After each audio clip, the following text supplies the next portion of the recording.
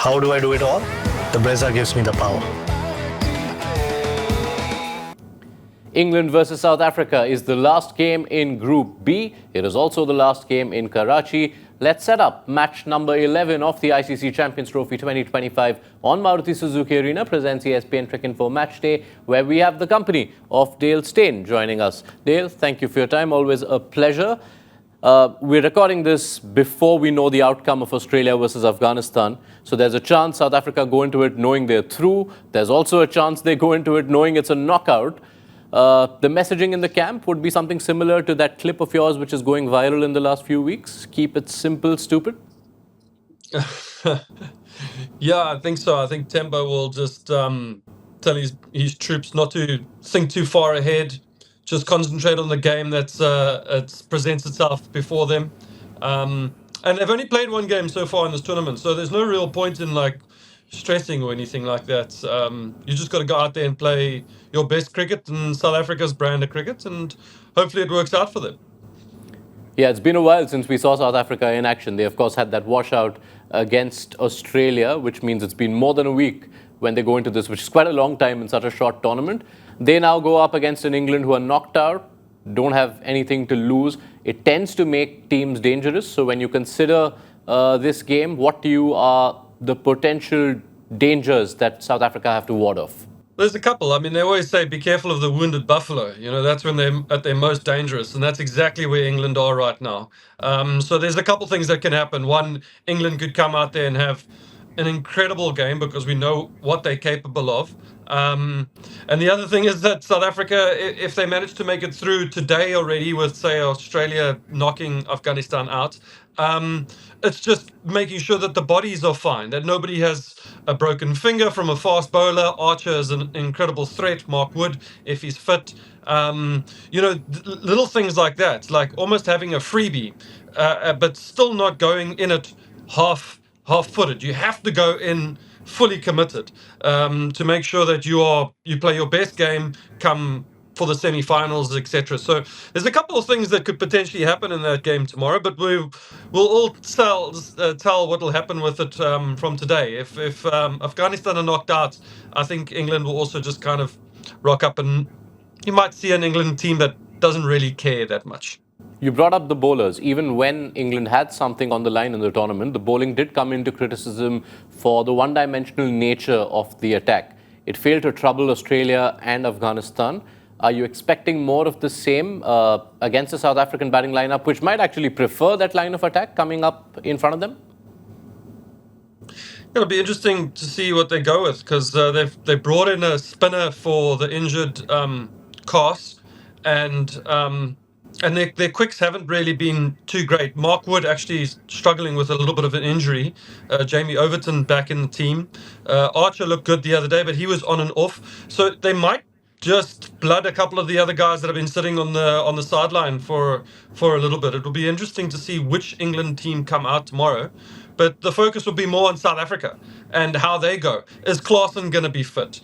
He needs to score some runs. He's got an extra week off with the rained-off game. So South Africa are sitting in a good position, but they haven't played any cricket. So they're gonna have to go out full firing tomorrow. Yeah, this tournament has been waiting to see Heinrich Klaasen, given the kind of form he's been in for such a long time now. We couldn't get to see Klaasen versus Rashid Khan, but if he does play, Klaasen versus Adil Rashid promises to be a high-stakes matchup. Yeah, massive. And Heinrich Klaasen has built up a great reputation around the world of being able to take down spinners. But it's not that easy to take down somebody like Adil Rashid. He's a very clever bowler.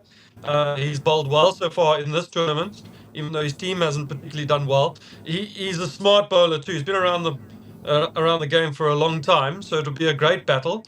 But first and foremost, let's make sure that Heinrich Klaasen is fit and he can get out there and on the field for South Africa. I think that would be the big thing. His contribution will be huge, but his contribution in the semi-final will be huger than it will be tomorrow. Yeah, when we talk about South Africa not having been in action for over a week, what that also means is that the bowlers who really dominated Afghanistan in their opener, which was in Karachi, they haven't been tested. I mean, the kind of challenges we've seen bowling attacks face in Lahore in particular in Pakistan, South Africa haven't had to face that yet. You feel like that is an important aspect to be challenged on going into the knockouts territory? Yeah, good game for them tomorrow. Like I say, we'll find out today whether they're into that semi-final or not. But it'll have their bowlers have an opportunity to come out against some good batters. English batters like to take on the game. They've been very good throughout the last few years. So South Africa's bowlers, but the other thing about South African bowlers is that they'll also quite enjoy the little break. They just came off the SA20, and earlier than that, some of them had to fly out here to Pakistan to get ready for the tri-series against New Zealand and Pakistan. So they've actually played a lot of cricket. And sometimes just to have a couple extra days off is not the world's worst thing.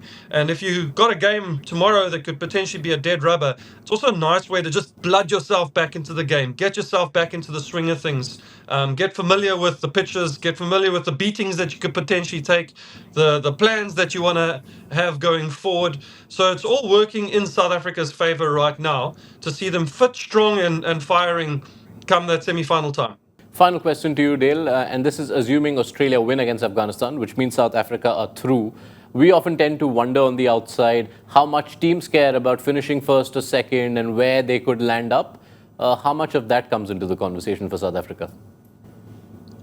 Well, the guys talk about it when they're in the game situation. If you feel that there's an opportunity to go for it and get the runs in a particular amount of overs or something to just knock your net run rate higher or whatever it is to finish, they look at that stuff when the occasion arises. But most teams, their goal is to just get into a semi-final and then take it from there. All right. Thank you so much, Dale Steyn, for setting this up. We'll hope the stakes of the game are as high as they can be so South Africa can get a proper testing before they make it to the knockouts, and then let's see what's in store. Thank you, Dale, for your time. That does it from us. Be sure to join the build-up to the game just before toss time on Maruti Suzuki Arena presents ESPN Cricinfo Match Day.